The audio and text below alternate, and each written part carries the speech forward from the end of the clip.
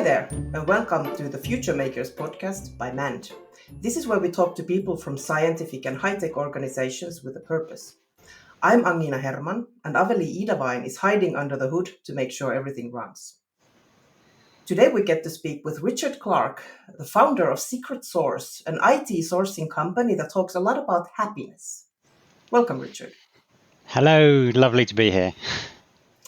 So tell us, Richard, why does Secret Source exist? Okay, so it's a really good question. Not many people actually ask me that. So when I was about 15, 16, I became fascinated by this concept of happiness and what makes people happy. And for years, I was in search of my own personal happiness, what would make me happy. And I traveled the world. I worked in various jobs and stuff like that, learning along the world. I studied psychology at university. And then about 10 years ago, I figured that what made me happy was making other people happy. And so I wanted to start a company that basically made people happy. And I know it sounds a bit silly, but that's why we exist. We exist to make people happy. Look, obviously we have to make a profit, because if we didn't make a profit and didn't make any money, nobody would be happy. So we have to do the basic business stuff. But the reason we exist is to make people happy, our clients and our team, the interns, the cleaners that come to the office, everybody. Yeah. So happiness was really the first idea. It wasn't that you started an IT company and then realized, oh, it's not working. We have to have some sort of. So you really started from the idea of happiness. Yeah. So ever since my parents used to, they still own a business, but ever since I've little, they've had a business, and I always used to love going around there. They in those days it was called family orientated businesses, and I used to love going around there. They had like 15, 20 people, and they were really friendly. They stayed for years and years and years, and I always wanted something like that. I didn't know what it was that I wanted. I just loved that sort of atmosphere. And I tried lots of businesses. Some worked, some didn't. And then once I stumbled across IT, and that it was actually working sort of financially, as in I could survive on it. Then the happiness came in, and so I've always wanted to do it. I think underneath, I was just trying to find a way of doing it, and and IT seemed to be the way. Does that make sense? Yeah, I think it does. So, what does your company do? So, other than make people happy, what is the product or the service? Well, okay. So, look, it has different names. Normal people call it outsourcing. People in the tech sector call it nearshoring, because we're sort of close by. They also call it staff augmentation. But what we do basically is we create IT teams, so developers, project managers, create whole teams, and those teams sit inside European companies. So not for like a single project, but long term, many years. So we build teams that sit inside European companies. So what kind of companies are those? Who are your customers? Right. I'm going to say that again.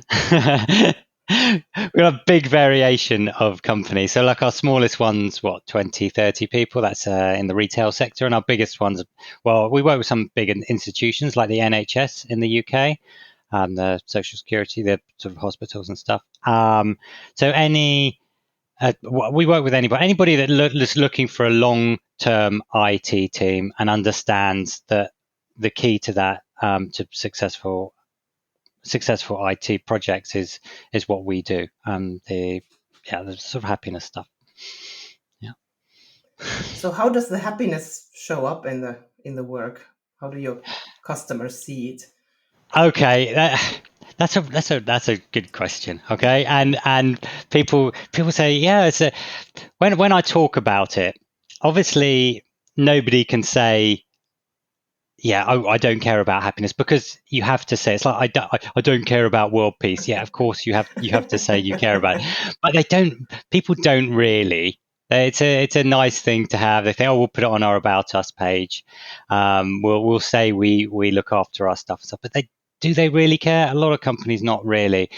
So, but I think, my personal opinion, it's the most important thing in any company. I think, not just IT, because if you've got a happy team, right? All the research shows this. If your team is happy, if your staff are happy, yeah, productivity increases, staff turnover decreases. Look, share values even outperform unhappy companies. But for us in IT, what to make really good software, you need to have the developers need to understand why they're doing the work. Right, they have to have a really deep understanding of why they're doing it. So they have to have really close connection with the owner of the project, and they need to be able to work really closely, and they need to be able to take risks, and they need to feel safe in that environment. Okay, that's the secret to building really, really good software. In addition, you've got to be talented. You've got to be I've got to have experience and stuff like that. But the secret is really good collaboration and working in a team. And interestingly, to be happy in a job, right? To be happy in a job, you need to feel safe that you can say what you want. You need to feel safe that you're going to get paid and you're going to enjoy your work. You need to feel that your work has purpose, and you need to feel that you're working in a team. Those are what will make someone happy in their work. So by creating an environment where people are happy, you then create the environment where you can do great work.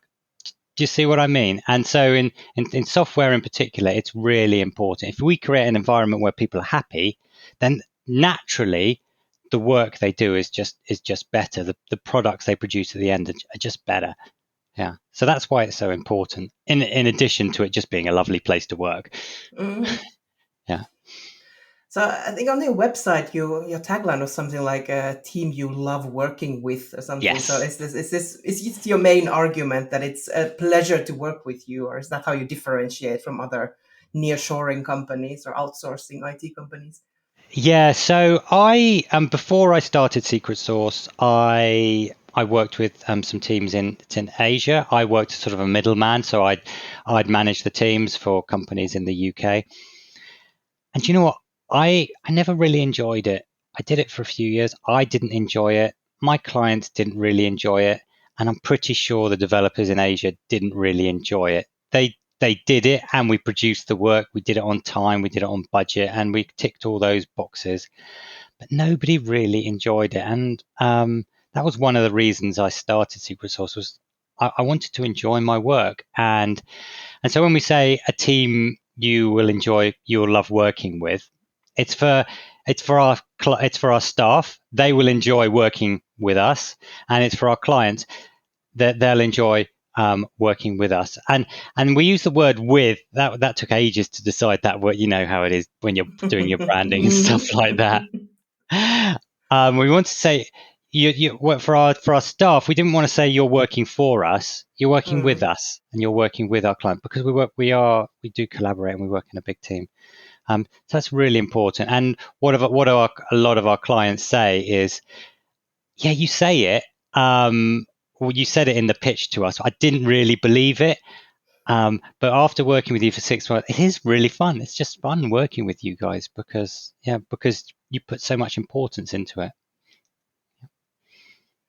So do you think that you spread the happiness in your customers? So is it more about that you are a good team and it's a pleasurable collaboration and the product is better? Or do you feel like, well, first of all, is it your purpose, or do you want to spread the happiness, or what's the, I don't know, how is it as a goal? I'd love to spread the happiness. I think the way we work, and the way our teams work, means they will enjoy working with us. Okay, I don't know if you've come across the term psychological safety. Yeah, yeah. Yeah. So for those listeners that don't know what psychological safety is, it's if you're in a group situation and you feel safe to ask questions, you feel safe to challenge others, feel safe to make suggestions without fear of recrimination or criticism, that's when you feel safe. We do a lot of work with our team to feel safe, but we also do it with our clients. Okay, so what we found out right at the beginning, is we actually measure our clients' happiness, and we ask them how happy they are, and we found that they weren't always honest with us. Okay, they weren't, or they say, yeah, it's fine, and then 6 months down the line, they'd tell us they've been unhappy for 3 months because X, Y, Z. So now what we do is we do a lot of work on psychological safety with our clients, very stealthily, so they don't know it. But we will chat about their family. I know the names of all their kids. I don't know when their birthdays are, but we'll send them presents when their wives have, or when they have babies and stuff like that. So we build up that personal relationship. So they have that psychological safety with us, so that they feel safe talking to us if things aren't going so well, and when things are going well. Because you know what it's like, if you don't really know someone but you want to compliment them, it's really difficult. It is really Mm. difficult. Some people find it very difficult. But we wanted to build up that relationship so that they can compliment us when they want, and then that gives them that little buzz. Do you know, when you compliment someone, you feel good about it. So, Mm. what was the question again? I ramble a lot. I know I ramble a lot. The Do you question was, spread happiness do among we your spread happiness? clients? Yeah. I think the way we work makes them feel happy, and yeah, and hopefully they enjoy working with us. They say they do, Mm. so hopefully they do. But Yeah. that's interesting that you have this stealth tactic of building the psychological safety. Do you have Yeah. like an internal training or some sort of playbook, or is it just, does it come naturally for your employees to do that since they have experienced it already with Secret Oh, Source? no, we definitely have training. Yeah, we Hmm. definitely have training. And we sort of remind everyone every year. I did one a couple of months ago. Um, what is psychological safety? What does it look like? And how you can make other people feel safe, right? So not just yourself, and not just your people in your team, but your clients as well. How can you make your clients feel? Because our team work really closely with their clients, with their product owners. They will speak to them every day. And so if the clients, they can see the client's not happy, how can they build that safety with them? Um, but as with all companies, once you build it into the culture, then then it sort of diffuses naturally. And one of the things we've seen, when we start any new project, we make sure we've always got one or two members of our existing team on that project, and then we bring in new people. And what we've seen is that the new people see how we work, and then they learn from them. So there is a certain amount of natural diffusion of how we work and how we make people feel safe. Yeah. That's really amazing that every single employee sort of has this responsibility of being and taking the responsibility for the psychological safety of the client. So it's really, I mean, okay, I personally know lots of IT professionals. I know there's a lot of warm people with a lot of good people skills. So the Mhm. cliche of the lonely and antisocial ID professional definitely isn't true, but still it Yeah. feels like a step the next step farther to really expect them to have this kind of I don't know, the capability of recognizing the situation and the feeling of ownership of this Yeah, environment. it's really important.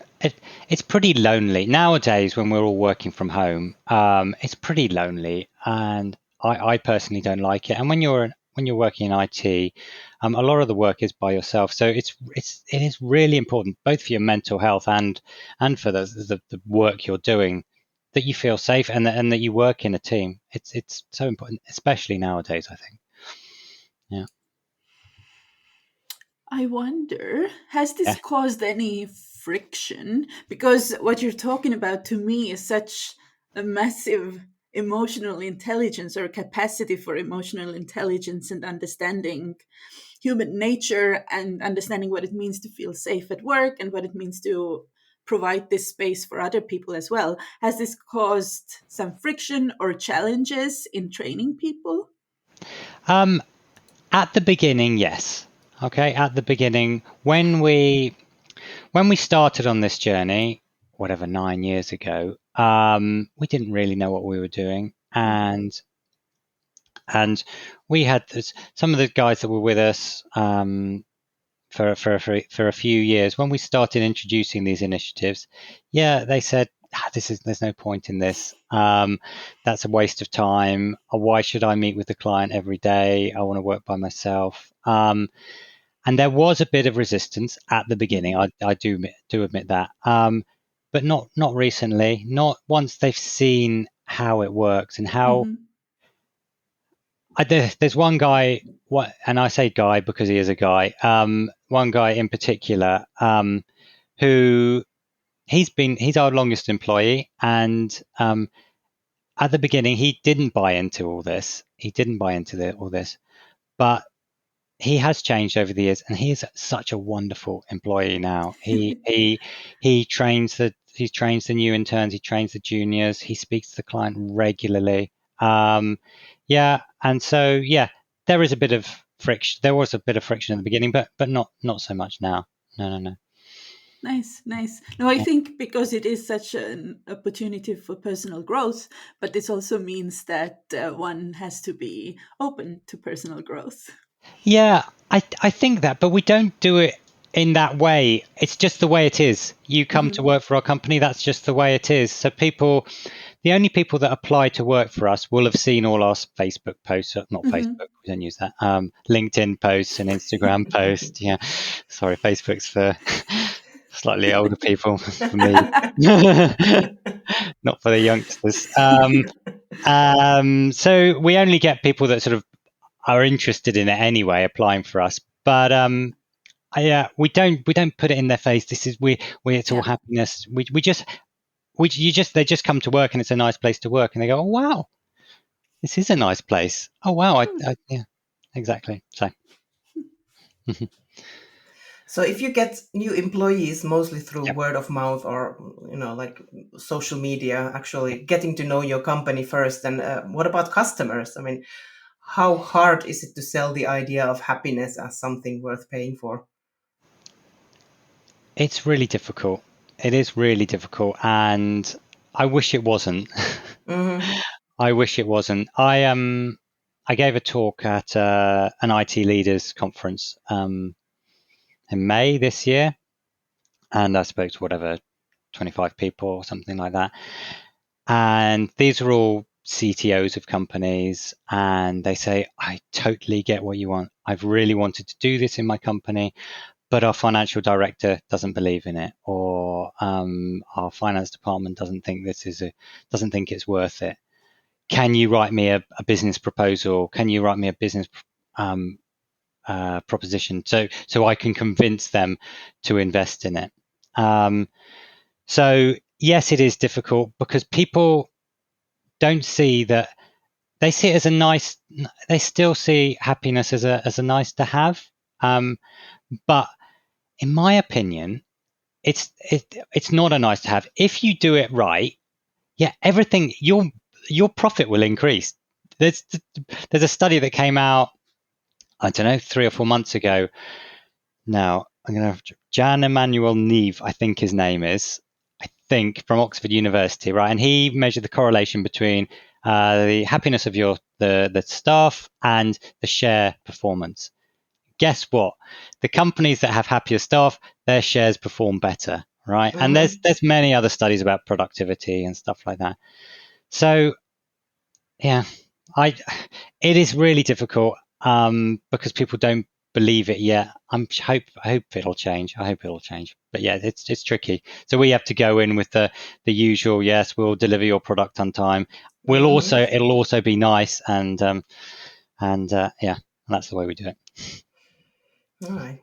No, interesting. Okay. It's a soft idea. I've also been in companies where these kinds of soft ideas come, and they are quite scary in the beginning when you're used to just looking at numbers and I don't know, easy KPIs, and because the connection is so vague. I mean, working in Yeah. communications, that's already like tough to prove the connection between communications and business results. It's already Yeah. fuzzy enough, and yet people Yeah. already recognize what communication is and does. But the idea of happiness feels even more wild, that it would have any place in the business world.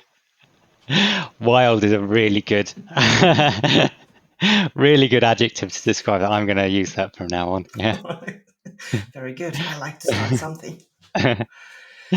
Oh yeah, Ava was asking about the friction in the employees. I was thinking about a different kind of friction when Mhm. related to my earlier question about do you bring happiness to your customers. I wonder. I mean, if you do uh, start working with a new customer and your team comes in all happy and healthy relationships and so on, and what if the customer or the client is not at all an equally happy place, and can it cause friction? They see that, oh god, these guys are so happy, they work so well together, why is it so bad to work in our company? Does that ever come up, that your clients are just so dysfunctional in comparison to you that it simply doesn't work? Yes, it does. Right. And two years ago, we started a new project. We had three developers working with this company, and we told them what we did. We told them we measured happiness. We told them that we would be measuring their happiness, and if our team was unhappy, we'd be speaking to them. They think this is great. This is great. I love this type of thing. I used to work with whatever company, and they did the same. This is wonderful. Yeah, yeah, yeah. And after about 2 months, things weren't going so well, and our team, they basically, the client didn't want to speak to our team. They just wanted to give instructions and then get the product back at the end of the week. So our team weren't even allowed to ask questions. They weren't even allowed to give suggestions and stuff like that. So we spoke to our team, said what, and because we measure their happiness, and they'd been orange 2 weeks in a row. Our team. We said, right, what do we need to change? And they said, right, we just want to be involved in their planning meetings to begin with, and we want to be able to speak to them and have a more open relationship with them.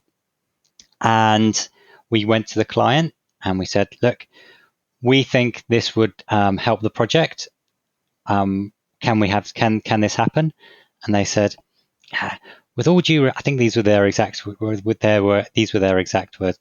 With all due respect, Richard, the happiness of your team isn't really our problem. Yeah, you fix that. And at that point, we realized this is never going to work, because it wasn't us that was making our team unhappy. It was the relationship. So we actually had to end that one. And yeah, so sometimes it does happen. Again, I'm going. A similar thing happened with another company, and our team were really unhappy, and their team were really unhappy, and we all sat down. And this team, we're still with them now. Actually, this team, they were really open about it. They said, right, what can we do? What's the problem? We sat down, and they chatted to each other. We did a sort of a big retro, or sort of relationship retro. We called it. And now it's it is possibly our happiest team, because they listen to us. And what's happened is that our team are super close with our clients, and that's worked really well. So sometimes, yeah, there is friction, and we can fix it. And sometimes when they don't value happiness and the well-being of our team, then it just won't work. And we have to admit, we have to just accept that sometimes not everybody's the same, and that's fine. Yeah. I have a question about your personal choices in the business. So you're the Okay. founder of the company, and you used to be the CEO already, also. Yep. But a couple of years ago, you stepped down from the position. So what was that about? Why did you make that decision? Okay. So yeah, it's an interesting story. So I remember it really well. So I've got two daughters. One of them's 15 and one of them's 13 now. And about 2 years ago, I was sat on the sofa. We got a little sofa in our kitchen, and my eldest daughter, she was probably 13 at the time, came up to me and said, Daddy, I've only got 4 more summer holidays with you. And it broke my heart. It was like a train hitting me. I knew my kids were growing up, but I hadn't appreciated that they'd grown up so quickly. I know it's a weird thing to say, but I just hadn't appreciated it. My wife and I had always planned to take a year out and go traveling with them, do that sort of gap year with the kids. And you know what, life happened and we never got around to it. And then I suddenly realized that I had only got 4 more summers with my eldest, and it was a gut punch. I didn't really know what to do. So right then I decided, right, I'm gonna at least spend the summers with my kids, okay, for the next 4 years. And we have nice long summers here in Spain. We have 8 weeks. So I tried to work it out that I'd stay on as CEO and take the summers off, but it didn't really work. You can't do that. It's not really fair on the rest of the company. So we worked out that the way to do it was I'd hand over the response day-to-day running of the company to someone else, to Rachel, who was our COO at the time, and I'd step back. So I'm still involved in the company in a sort of background way. I'd still do things, but I'm not CEO anymore. But I get to go on amazing holidays with my children, which is cool. Went to Costa Rica last year. Oh, nice. And I went to Greece for a month this year. Yeah, so it's a good decision, definitely a good decision. Okay, yeah, you seem to take happiness very seriously. Yes. Oh, that makes me jealous. Congratulations on making that decision. It sounds like a good one. Yeah, it was tough actually. It's really tough. I'd started Secret Sauce from zero, and it was my little baby, and letting it go and not having the final say in things, I found really, really tough for many, many months after I'd handed it over. Because they didn't. It's not that the management team did things wrong. They just did things in a different way to the way I would do them. I now think it's probably better. Than the company's in a much better place than it was when I left. But it was still really difficult. I imagine it's what it's going to be like when my kids leave home. But it was tricky. It was tricky. But now I'm totally happy with it. The guys running the company are doing an amazing job, much better than I could ever do. So what changed? What made you accept it? Was it just time, or something? No, something become visible that was better? It was a specific. I was still attending the management meetings, much to their displeasure, because they didn't want me there. I was still attending the management meetings for the first 6 months, and it was about in May or something like that. By that time I was just sitting back and watching, and then chirping up if I had something to say. And they started talking. They had to make a decision, and someone in the team said, "Yeah, but how's that going to affect the happiness of the team? If we do this, that's not going to make the team happy. What can we do to make the team happy?" And then someone else said, yeah. But if we do it that way, the client's not going to be happy. And so we need to work out how to do that. And they talked about it, and they found a solution that they were going to try. And once I saw that they were respecting my core values, and that what I'd started was going to continue, that they believed what I believed, then I felt I could step away. And at that point, I sort of took a big sigh of relief that it's okay. They're going to look after it, and what we've started is going to continue. Yeah, very emotional. Sorry. Happiness does that to you, huh? Yeah, unfortunately, yeah. So do you already have plans for what you want to do once your children have grown up and move away? Do you want to get back into Secret Source? Do you want to start a new company? Do you want to retire? Or is it everything still up in the air? No, I certainly don't want to retire. What I would love to do is I would love to show the world what we've done, and show and demonstrate to people that what we do actually does work and does make better businesses. Okay, I want to be able to teach it. I want to be able to speak about it. I've started a book and then I've binned it, and I've started another book, and when I'll finish it in 10 years' time. But I'd love to teach the world. I just show them our journey and say, look, this is what we did, and this is what you can achieve. Happiness isn't some extra that you do. It's not a building a slide and giving free breakfast to your staff. That's not happiness. This is happiness, and this is how it will make your company amazing. That's what I'd love to do. Yeah. All right. So you're looking to spread the happiness not just within your company or your clients, but the world at large.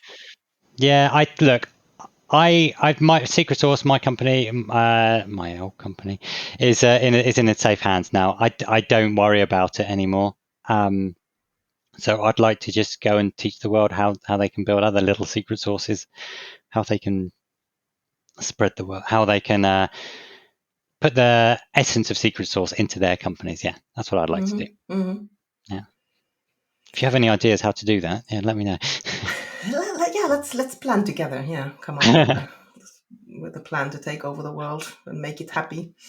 Cool. One thing came up every now and then. You mentioned the wonderful long summers in Spain, and that's an interesting tease. Canary Islands. So you are from the UK, and you're mostly targeting UK companies, but you actually operate on the Canary Islands. Why is that? It's an accident, I do admit, a good accident. So after university, I went traveling around the world looking for this perfect job. I went with my wife. We traveled for 3-4 years, and after doing some wonderful jobs, things that people would think I ran a bar in Turkey. I taught water skiing for a year. I did some amazing things. After that, there was something missing, so I thought, right, I'm gonna head back to the UK, and I need some stability and some purpose in my life. So I went back to the UK, and we didn't like it. 6 months I was working for a multinational. Yeah, it wasn't great. So my wife was a teacher. Well, she is a teacher, and we said, right, we're going to do one more stint abroad before settling down. And she looked in the Times educational supplement, which is where they advertise overseas jobs in the UK. And there were 2 jobs that week, one in Zurich actually, and one in Gran Canaria. And we chose the one in Gran Canaria, and the plan was we were going to stay there for a couple of years and then go back to the UK. But we loved it. It's a really wonderful place. I love the Spanish culture, and the Canary culture is, I think, even a little bit better. It's slightly more relaxed, much more sort of more family orientated. And so that's why we're there. And then we've stayed because we love it. Yeah.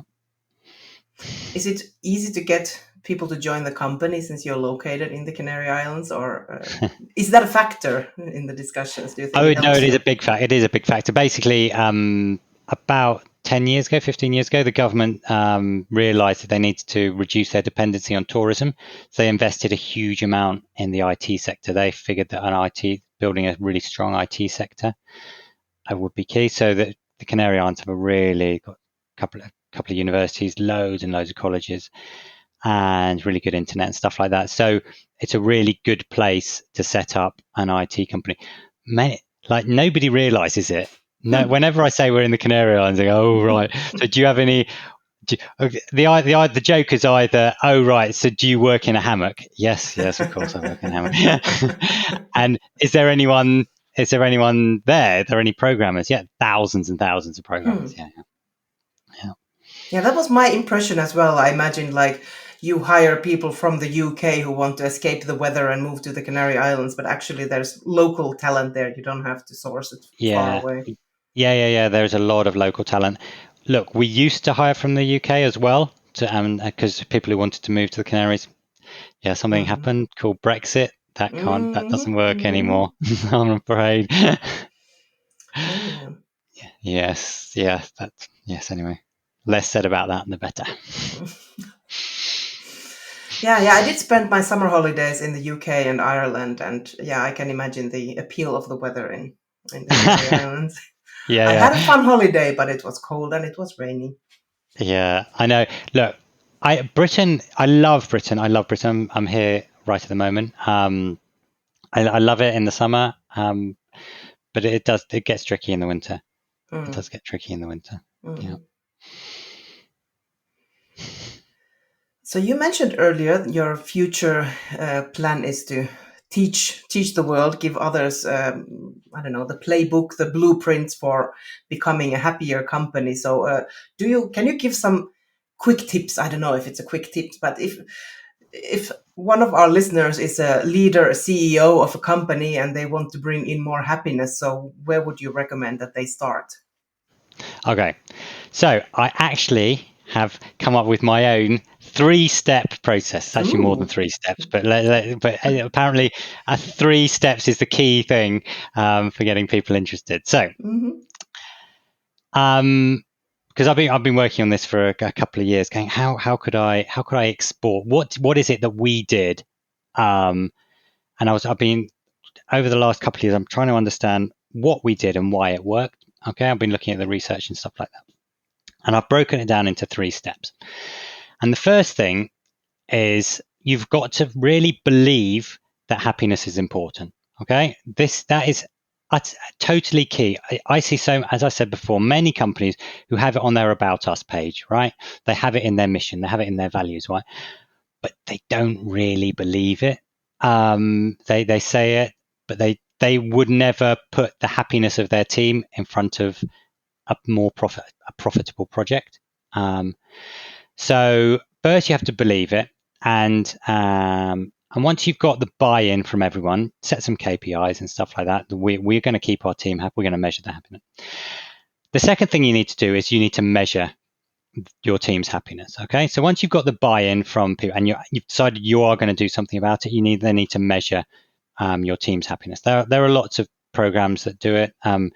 Our employee engagement program that we use just has it built in, but there's a really good one called Friday Pulse that just measures people's happiness on a red, orange, green scale once a week. So you do that. So you get your buy-in from everybody in the company. You start measuring it, and then after that, you then need to take proactive action. Right? You need to actually make changes in your company to improve the happiness of your team. Now, there are a really good starting point of what to do.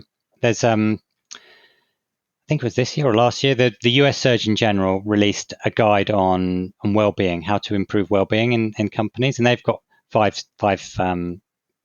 areas that you need to look at. I think they're called 5 essentials, and they broadly match with what we've done. So you need to make sure your team feels safe. Okay, so you actually need to proactively do that. Okay, you need to train them what psychological safety is. You need to show them how to do it. Right. Second thing is people feel happier when they're part of a community and when they're part of a team. So you need to really work on building a community and not. It was easier when we were all in the office and you used to meet up for lunch and you go and you could feel part of a team. Often it would just happen naturally, but remotely you've got to take proactive steps. There's work-life harmony. You've got to make sure that people have a good work-life balance, the flexibility, remote working, all that stuff. And then there's purpose. People have to feel a purpose in their work. Okay, they have to understand why they're doing their work, and that it has a sort of greater meaning beyond finishing the task that they've been given. And then the final is they've got to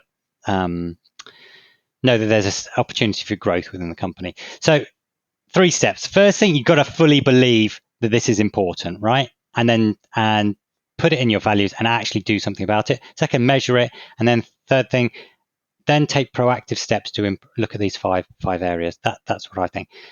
Things like putting in a ball pit, putting in a slide, they don't cut it. They won't actually improve the happiness of your team. They'll look good on the corporate videos, but they won't actually. Look at these 5 essentials, and then obviously you've got to pay fairly and look after your team in the normal ways. But look at those. Companies tend to do that anyway. So. All right, that sounds like you already have a program. You have your TED Talk yes. bullet points already done there. Bullet points, yeah, that's the key thing, isn't it? Bullet points. Then, I mean, it's all nice and easy if you're a CEO and you have power to do this in your company. But what if our listeners are just regular employees who somehow want to help make their workplaces a bit more happy? So apart from quitting and finding a company that's already doing this, do you have any advice or any hope for an employee without any formal power within their company? Wow, that's a difficult question. So in my opinion, the environment of the workplace is the responsibility of the leaders within the company. So it's their responsibility to create that nice environment where you feel safe. As an employee, I suppose you could make the leaders aware of this and what benefit it will do if they have a away day with the team, if they meet more regularly, if they can, if they don't feel safe. But I do feel that that's the responsibility of the leaders to create the environment. Now, on a personal, everyone can improve their personal happiness, and I did a course earlier this year. You might have come across it. It's the most subscribed to course, university course in the world. Or maybe in America.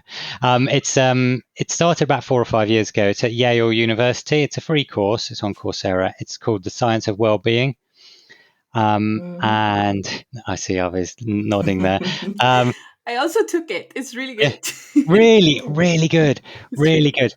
Yeah, it's a 12-week course. It's about an hour a week, hour and a half a week of lectures, and then you get homework. But the homework isn't really homework. Homework is go and be nice to someone, or something like that.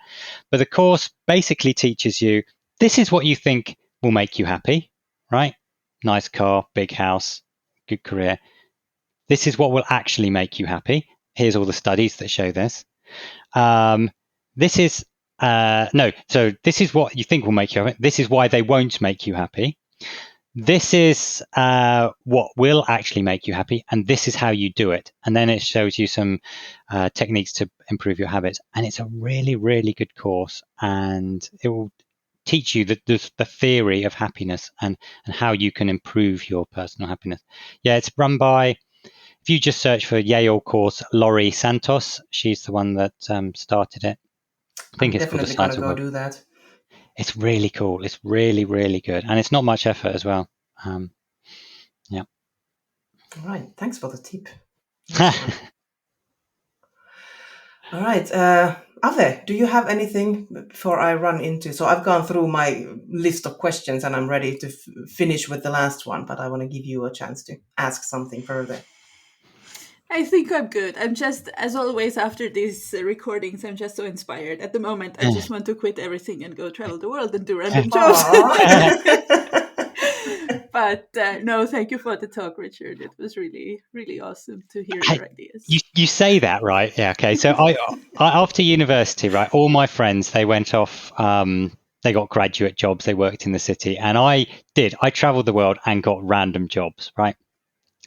And yes, I was unbelievably happy, right? Working as a ski boat, a water ski instructor for a year in Turkey, that's still the best year of my life. However, at the end of the year, I didn't want to do another one. I didn't. There was a lack of. I didn't have a sense of purpose. There was no sort of final goal in the end of it. I didn't realize it at the time. I didn't know what it was that was like, but I knew it wasn't something I couldn't be a water ski instructor in the sun for the rest of my. However idyllic it sounds, it doesn't tick all the boxes. So good for a bit, but not for the whole of your life. That makes me a little bit happier that I haven't done that. That it's okay to not go this path as well. Good. Yeah. All right. So, because this is an episode of the Future Makers, we should take another look at the future. So to wrap this up, Richard, 10 years from now, what will the world look like? Wow, big question. Okay, be run by robots. That's what it'll look like. But from my point of view, I think, okay, so you probably see in the last 10 or so years, these companies, these sort of big tech companies, Facebook and all that, they're saying, yeah, we're really interested in the science, in well-being of our team, and we've got these lovely offices with big sofas and cool artwork and stuff like that.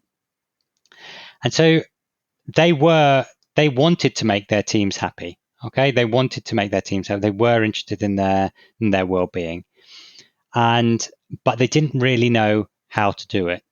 And they thought that just offering unlimited holidays and all these things, they were the answer to making their teams happy.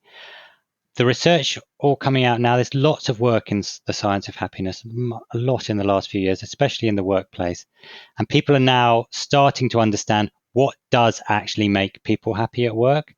And what I think will happen over the next 10 years is there will be more of a focus of that in companies. They will actually do the things that make people happy. And I'm hoping that companies will just be nicer places to work where you feel safe, where you feel part of a community. I hope that's the way people will understand how to make people happy, and they will start to do something about it. That's where I think we're going to be. Fingers crossed. Thank you for this image. That vision does make me happy. Good. All right. Cool. So, thank you so much for being in this podcast, Richard. This was really inspiring. Thank you. I've loved it. I've had a really good time, actually. Excellent. And obviously, thank you to our audience for listening if you made it this far. And if you like hearing stories from people who make the world a better place through science and technology or happiness studies, you're in luck because there is more. So make sure to subscribe to the Future Makers podcast, for example, on Spotify. Until next time.